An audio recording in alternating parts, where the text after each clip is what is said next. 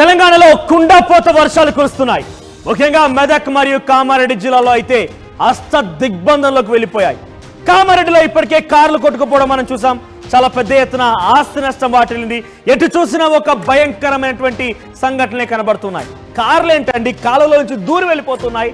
ఇన్ని వరదల 42 సెంటీమీటర్ల వర్షపాతం కామారెడ్డిలో నమోదైతే ఇటు మెదక్లో 26 సెంటీమీటర్ల వర్షపాతం నమోదైంది. అయితే ఈ ప్రస్తుత పరిస్థితిని చూసి దీంతో పాటుగా మళ్ళీ వాతావరణ శాఖ అధికారి హెచ్చరికలన్నింటినీ కలగలిపి అక్కడ అధికారులు ఒక సంక్లిష్టమైనటువంటి ఒక నిర్ణయం తీసుకున్నారు. దానికి సంబంధించిన బ్రేకింగ్ మనం చూస్తున్నాం.